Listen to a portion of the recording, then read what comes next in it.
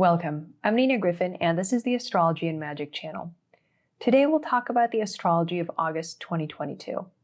First off, I wanted to say thank you to all of my patrons. If you would like to become a patron and get access to my astrological and magical content early and exclusively, you can go to patreon.com/NinaGriffin.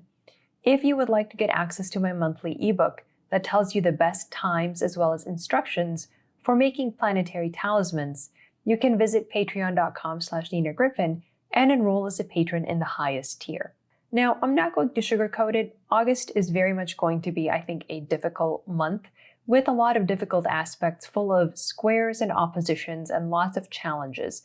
It's an intense month, and I think it's a good month in which, unless you want to participate in these challenges, it's probably a good idea to try to take a break from conflict and not be right in the middle of the action. Instead, it's probably better to find a way to work together with others rather than being the person who is creating challenges, because in many cases, that's going to be not so good for the person who is initiating a lot of the action here. Starting on August 1st, Mars will conjoin Uranus and the North Node at 18 degrees Taurus. This is a highly combustible and explosive combination. The next time that Mars and Uranus will conjoin in Taurus will be July 15th, 2024. The last time was January 19th, 2021. The US Secretary of State at the time said that China was committing genocide on its Muslim minorities, and Joe Biden became president the very next day. The time before that was February 28, 1942, when there were major World War II battles occurring in the Pacific, and Japanese Americans and Japanese Canadians were ordered interned by their respective governments. So it certainly seems that whenever Mars and Uranus get together in Taurus, Asia seems to be a place where this conjunction manifests in terms of major events and conflicts, particularly with the West. We could also see seismic events now, like earthquakes and volcanic explosions. The North Node being involved suggests places that are high up like mountains. On a personal level, it's probably a good opportunity to stay away from conflicts and combustible situations. The very next day, Venus sextiles this combination from 18 degrees Cancer. This can indicate that the Mars-Uranus conjunction will involve women and mothers in particular, because Cancer, of course, is ruled by the moon, which is associated with mothers. Hopefully, Venus brings a moderating and cooling influence to this very hot Mars-Uranus combination. August 3rd, Mercury will enter Virgo. This is a big gain in dignity for Mercury, who enters his own sign and exaltation in Virgo. On this day, too, he conjoins the fixed star Regulus, which is a royal star that signifies victory. This could be a significant moment of power and exaltation for a business person, a scholar, or a writer. Certainly, you could use this as an electional moment if you are seeking to excel and make waves in any of these mercurial areas. The second week of August, August 7th, Mars will square Saturn at 22 degrees Taurus and Aquarius. This is Mars's last major hard aspect to Saturn while Saturn is in Aquarius. Saturn is in the superior overcoming position in this square, and even though Saturn is retrograde, Mars doesn't have much of a chance in his attempt to overcome Saturn. Unfortunately, we will all have to watch Mars figure that out over the next 7 months as he passes through Gemini. You do not want to be Mars in this conflict, so avoid this part of the month for making your stand and making your case. There will be other times to do that more effectively. August 8th, Venus will oppose Pluto at 26 Cancer and Capricorn. I call this the Bambi and Godzilla face-off with predictable results.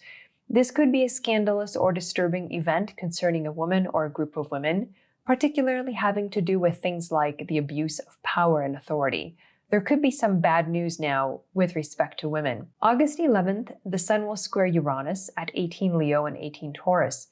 There is a power struggle now between Saturn and Uranus, between anarchy and authoritarianism, and the Sun getting to Uranus here is starting to activate this Saturn-Uranus square. This conflict involves a great deal of drama and really started in 2021 when these two planets actually aspected each other. While they don't perfect their aspect in 2022, they get very close, and there will be multiple planets that trigger them repeatedly, especially in the second half of this year. Note that this combination also has to do with epidemics, so we could be seeing a serious increase, or perhaps more optimistically a peak, in COVID cases in many locations. The same day, August 11th, Venus will enter Leo. It's not a strong placement for Venus in terms of zodiacal dignity, but it is a dramatic and showy type of Venus. The story this month is on the feminine archetype of the female king, not necessarily a queen, who may be more of a counterpart to a masculine king, but rather a female ruler, a royal in her own right. Again, the same day, August 11th, there will be a full moon at 19 degrees Aquarius. This full moon is tough. It is ruled by Saturn, and it will conjoin the moon and square Mars and Uranus. Ahead of us are 2 weeks charged with confrontation and aggression and the testing of boundaries, as this Saturn-Uranus square is activated by the full moon. All the themes that we saw from 2021 are back in the third quarter of 2022. There is a real struggle between two extremes of authoritarianism and anarchy, as well as pandemic spikes, very evident in this part of August. The third week of August, we have August 14th, the Sun will oppose Saturn at 21 Leo and Aquarius. This is the second part of the Sun's activation of the Saturn-Uranus square, which started around August 11th. We will see new developments around the Russian invasion of Ukraine, as Aquarius is historically associated with Russia, but also in other countries who are dealing with the extremes of repression on the one hand and anarchy on the other. Sun and Saturn, in particularly when they're in opposition and in their own signs, will indicate a big power clash between two very mighty powers. August 18th, Venus will trine Jupiter retrograde at 8 degrees Leo and Aries. This is a rare harmonious aspect that can be helpful whenever we need a little bit of luck in our plans. Now, Jupiter is retrograde here, so the effect will be on the milder side, but it's still worth working with it, especially on short notice. August 20th, Mars will enter Gemini, and this is an important transit that will be with us for the next 7 months and 5 days. You can watch my Mars in Gemini video for more information, but very briefly, this transit will have a strong impact on the United States, financially, politically, or militarily. The US is particularly sensitized to long transits through Gemini, and we'll get a sense of how that plays out for the next 7 months. Week 4 of August, August 22nd, the Sun will enter Virgo. This is not a major transit, but it's helpful as a reminder that we are only a month away from the Libra ingress at this point, which will be a 3-month period of great activity. August 24th, Uranus will be retrograde at 18 degrees Taurus, and this will primarily impact the collective, as the outer planets do. It's a change of direction on a major scale, and will continue until January 2023. Both Saturn and Uranus are retrograde now, so their efforts to make changes to society are not going to be very effective. But two retrograde planets combined can often give surprise or shocking results and events. August 25th, Mercury will enter Libra, having lost a lot of dignity by leaving Virgo. So mercurial efforts like studies, business, communication all lose some oomph and self-definition.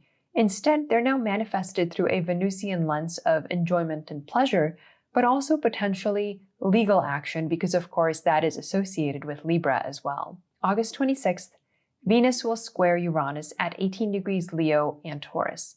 This can indicate dramatic events pertaining to women as a group, or a particularly notable woman, like a public figure signified by Venus and Leo. Because this involves the collective, this event will likely make the news and be somewhat shocking or surprising. The same day, August 26th, the Sun will square Mars at 3 degrees Virgo and Gemini. This is a conflict-ridden aspect. It's really Mars's first battle in Gemini that will likely manifest in the form of some kind of conflict or some kind of confrontation involving the government or the military, especially in the US, as it happens very close to the Sun on the royal and military star Regulus. Now, the Sun on Regulus is likely to be victorious, but Mars will put up a good fight. August 27th, the new moon will be at 4 degrees Virgo. This new moon is ruled by Mercury in Libra, who is occidental behind the Sun, so his effects are going to be a little bit more hidden and less obvious. Mercury is making an opposition to Jupiter in Aries, suggesting that legal and judicial conflicts could be in the works in the next 2 weeks. With Mercury trine and receding Mars in Gemini in the lunation, this suggests some kind of attempt to turn a legal proceeding to one's own advantage by creating chaos and destruction, as Mars is wont to do. The very last aspect of the month is August 28th. Venus opposing Saturn at 20 Leo and Aquarius. This is the Saturn-Uranus square being reactivated by Venus, suggesting women or a particular woman operating in the middle of the big authoritarianism-anarchy conflict that we've been dealing with. Venus does bring an opportunity for peace, and maybe we make an opportunity for truce in an otherwise entrenched and seemingly impossible situation. To summarize, August is full of very pointed conflicts and confrontations this month, the testing of boundaries and setting out challenges. There are lots of squares and oppositions in August that will set the tone for autumn of this year. If you haven't yet seen my whole year 2022 forecast video to get the larger picture, you can check it out on my YouTube channel. You can also subscribe to the Nina Griffin channel on YouTube. Thanks for watching. I'm Nina Griffin, and this is the Astrology and Magic channel.